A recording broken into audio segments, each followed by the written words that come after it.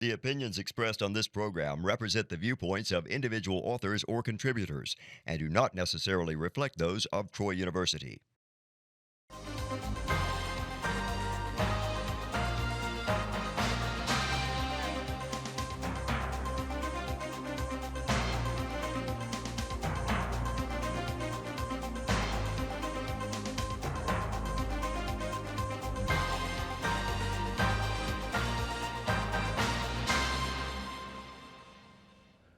Welcome to International Insights. I am Doug Davis, and with me is Michael Slobodchikoff. On this episode, we will be speaking with Ambassador David Dunford. Ambassador Dunford served 3 years as U.S. Ambassador to Oman and 4 years, including the 1990-1991 Gulf Wars, as Deputy Chief of Mission in Saudi Arabia. He worked for General Garner and Ambassador Bremer in Iraq in 2003 as the senior official in charge of rebuilding Iraq's Foreign Ministry of Affairs.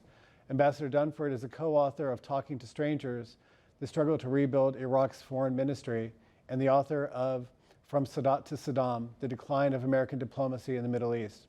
He also has an important chapter in an upcoming book called American Global Leadership, Ailing U.S. Diplomacy and Solutions for the 21st Century.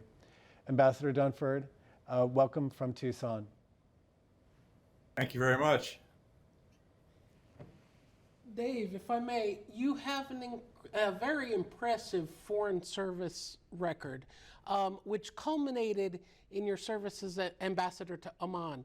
Many argue that our diplomatic services decline as you have done in the past. What is the reason for this, and what can be done to correct it? Well, I would start with the politicization, if I can get that word out.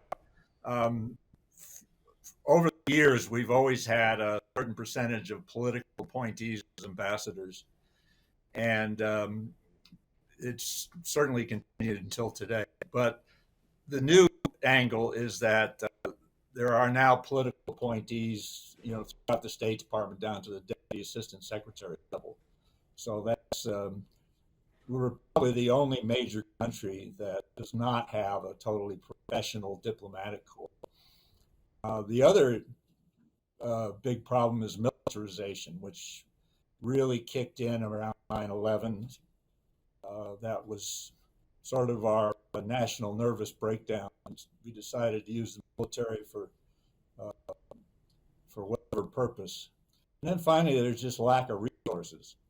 Ever since the 90s, when we reinvented government and Newt Gingrich was cutting the budget, the Foreign Service has gotten way too few resources in order to be fully staffed and fully ready to deal with problems around the world. What to do about it? We've just got to commit to a professional diplomatic service, and the government has to trust its diplomats. Of course, the diplomats have to earn that trust. Excellent.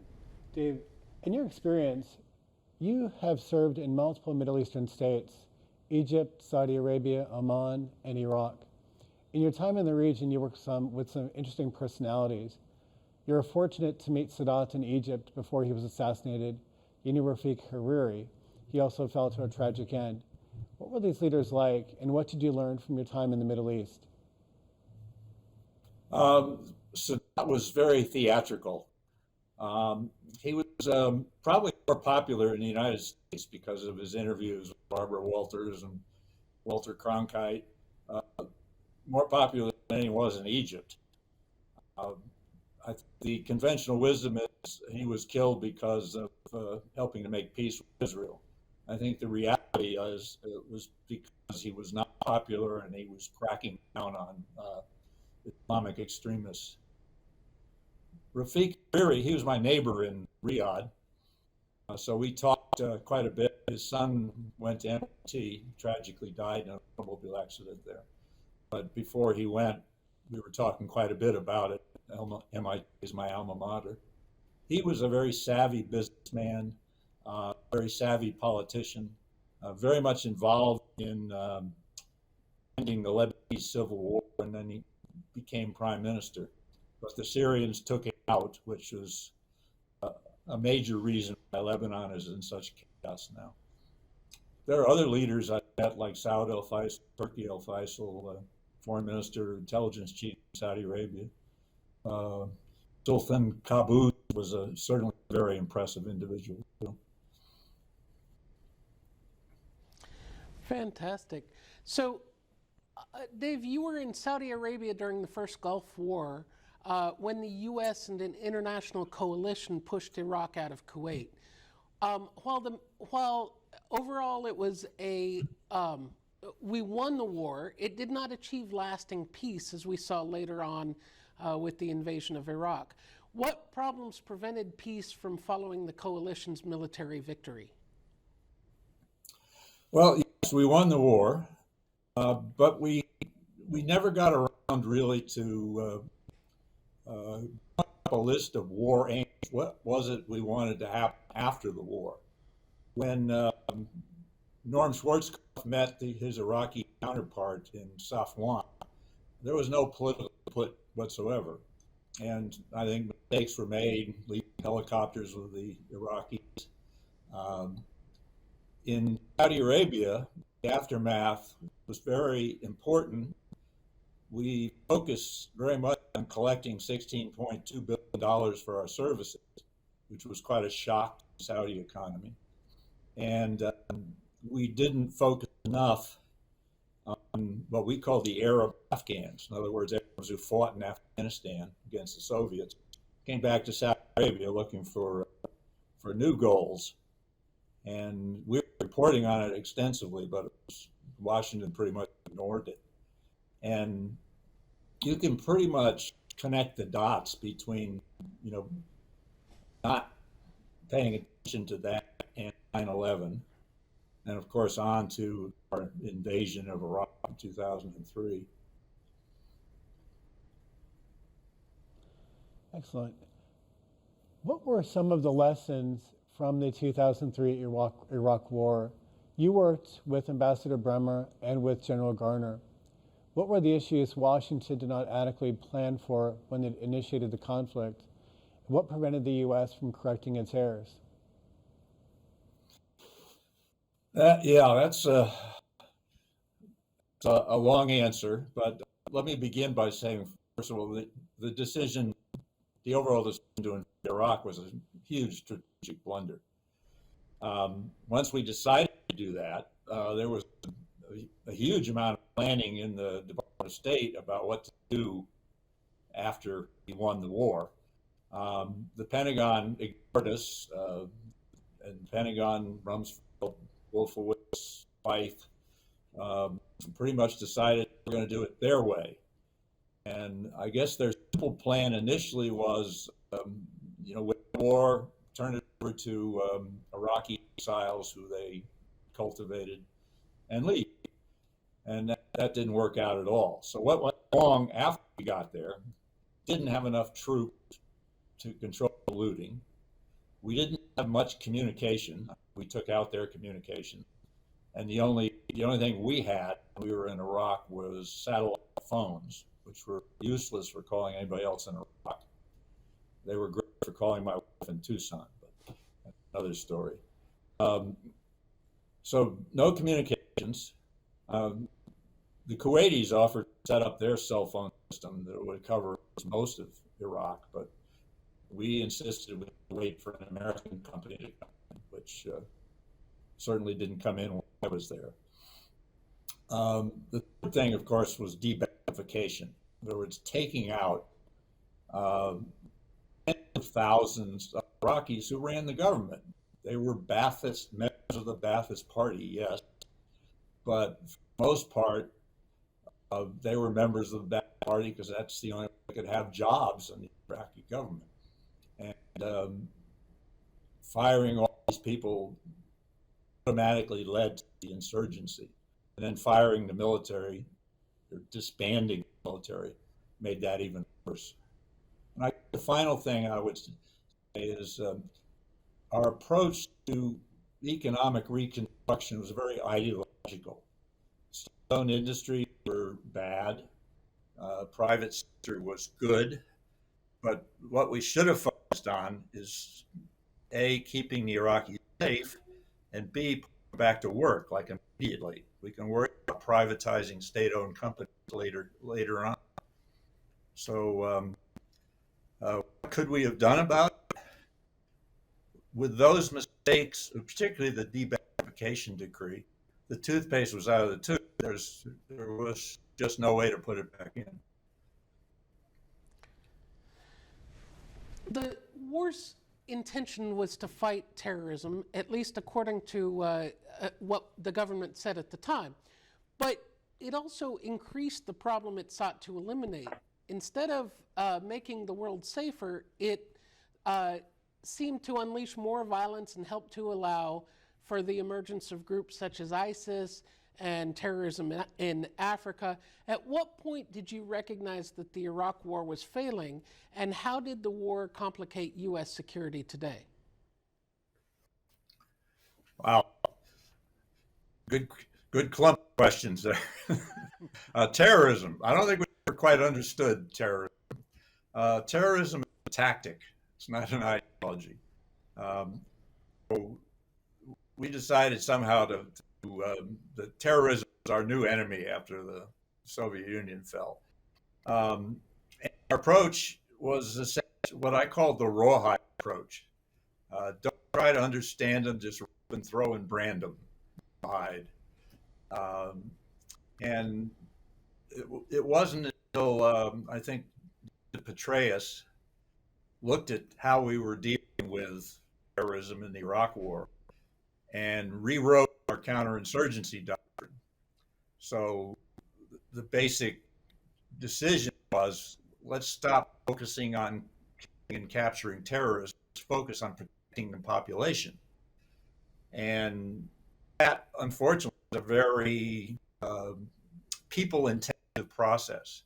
It requires a lot of diplomats, aid workers, the military, bless them, did all they could to try to become diplomats and aid workers, but their expertise, of course, is war fighting, which they're very good at, and not particularly good at what diplomats and development experts do. So I think we had an initial success in what was called the surge in 2007, but we just didn't have the personnel. We didn't have enough diplomats. We didn't have enough aid workers. In fact, I ended up working with the military after I retired, try to teach soldiers how to be diplomats. And you can turn a soldier into a diplomat, just not a very good one. And those of us, or those foreign service officers, end up working with the military. Needed a lot of security. So you turn a diplomat into a soldier, just not a very good one. And I think President Obama concluded, is probably right, that we didn't have the wherewithal to do a successful counterinsurgency campaign. David. What did it lead to? It led to ISIS. But the big winner in our Iraq experience was Iran. And that's the consequence for today. Today, we're dealing with Houthi and Hezbollah and Iranian-inspired groups in Iraq. And this all can be traced back to our failures in Iraq 20 years ago. Excellent. David, I'm going to follow that up and ask you about your time when you served in Saudi Arabia and were the ambassador to Oman. You had to deal with many problems originating in Yemen. This crisis we're seeing today is not new. Do you think that the West will be more effective in dealing with Yemen today than it was in dealing with Iraq in the last 2 decades? I guess our experience in Yemen is very different from Iraq. It's very hard to compare it. I was in Oman. Yemenis had a brief civil war, which the North under Ali Abdullah Saleh won fairly easily. But I remember I was intending to go to Yemen with my colleague from the United Arab Emirates, the ambassador there, and we had to cancel that trip, of course, not just because we wouldn't be safe, but also because we had to stay in our home country to help manage the mediation that the Omanis are trying to do. Our intervention in Yemen is essentially counterterrorism and humanitarian assistance. And Yemen is a mess, running out of water, had some oil, but running out of that.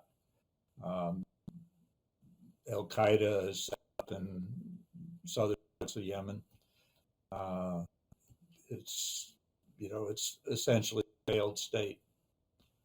And again, we just don't seem to have the bandwidth to handle all the problems in Yemen and all the other problems in the world. Dave, Israel had its own moment that was like 9/11 with Hamas attacking and huge terrorist incidents occurring, and went to war against Hamas in Gaza. In reflecting on your experience in the Middle East, how do you see the conflict in Gaza between Israel and Hamas ending? And do you think the war will expand to Lebanon and to Iran? Yeah, there's no doubt about that. 7th of last year is Israel's 9/11. Quite a shock. And we are doing today what we should have done more effectively 30 years ago. We had an enormous opportunity with the end of the Shield Desert Storm, the beginning of negotiations between Israel and its Arab neighbors, including the Palestinians, the Oslo Accords. It all kind of came to an end when Rabin was assassinated, Yitzhak Rabin, and Benjamin Netanyahu was elected as prime minister. Netanyahu was elected essentially because Hamas was staging terrorist attacks, throughout Israel, blowing up buses, bar mitzvahs, places, things like that. So Israeli voters were scared, and Hamas and Netanyahu seemed to have answers. Netanyahu is still here today. What we're trying to do today is kind of three-dimensional chess, so maybe even harder. First of all, we've got to find a way to broker a ceasefire and exchange of prisoners and hostages. Then we need to find a way for Gaza to be put back together without Hamas. That's we're in somewhere day 120 of this crisis, and Hamas doesn't seem to be going anywhere. Then we need a credible Palestinian authority to someday take over Hamas. Right now, the Palestinian Authority and Mahmoud Abbas are not up to that kind of job. And how we strengthen the Palestinian Authority, we're going to need the help of important Arabs like Egypt and Qatar and Saudi Arabia. It's, again, a heavy lifting. And finally, we essentially need Israel without Netanyahu. He is running Israel's most extreme government. Some of the ministers are descended ideologically from some of the most extreme people in Israel, including the guy who assassinated Rabin, Goldstein, who killed a lot of Palestinians in Hebron. These are Israelis who think the solution to the or the Palestinian conflict is to export the Palestinians elsewhere. And Netanyahu is not going to agree to a Palestinian state because his government will fall if he does that. And he has got the incentive to keep the fighting going, including, if he sees it necessary, to expand the fighting to the Lebanese border. Because if he loses his job, he's likely to end up in court fighting corruption charges. So all of these things together require a diplomatic effort unlike any I think we've seen ever in from Israeli diplomacy. We've got some good people. Bill Burns, who I've known since he was a junior officer in Jordan in the 1980s, our CIA chief, is over there trying to organize the diplomacy. Blinken, the foreign Secretary of State, Jake Sullivan, National Security Advisor. I think are all very capable people. Again, we don't have the kind of depth we really have to pull off this Hail Mary in terms of diplomacy. I'm rooting for him. It's a long shot, but I think it's more likely that the war could expand, first of all, into Lebanon and maybe beyond. We've got Houthis and shipping, and we've got groups in Iraq, Syria, who seem to be determined to cause trouble. And of course, Hamas's goal when they staged that brutal massacre of Israelis was wider war, which put Israel, much in a difficult and dangerous position.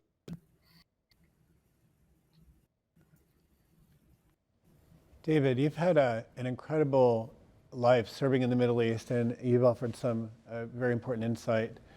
My question for you is, given the fact that we see the U.S. competing with a lot of great powers in the region, this has to affect our approach. What does it mean now that the U.S. has to face China, Russia, and other great powers to an extent that we've never had to face in the past? I'm sorry, would you repeat that question? The U.S. is now seeing that there's a great power competition in the Middle East. And what does that mean for the United States? Of course, China has been involved in the Middle East for a long time. China's major oil importer. And Russia has also been involved in the Middle East for a long time. We had our moment with Russia. I mean, Saddam, Russian advisors, he kicked out Russian advisors. Russia is very much involved in Syria. Again, we have a toolbox for handling these things, and we tend to take the military of the toolbox first, and economic sanctions second, and diplomacy third. We need to reverse that. And Chinese, I believe, have more diplomatic posts in the world now than we do. Maybe not more personnel, but they are everywhere and very much involved in economic issues. We need to beat ourselves up if we're going to compete with them. I'm pleased that our relationship with China is better this year than it was, say, a year ago. We are talking to each other, military. And I think the Chinese, at least, can be recruited to help with these problems we're having the Middle East. Russians, maybe not so much. We to continue our efforts in Ukraine. We've invested an enormous amount of money in that. And I'm very, I guess, impressed is the right word, that our aid to Ukraine, our aid to Israel, our resources for the border are all subject to very divisive politics. And it's hard to see how we're going to succeed if we don't come to a compromise, both in the Senate. David, I want to, in 2 minutes that we have left, if there's one piece of advice that you could give to diplomats or future ambassadors going into the Middle East, what would it be? Advice I would give probably would relate to ambassadors going anywhere. I remember when I was working with the military on being diplomats, I tried to break it down to this thing.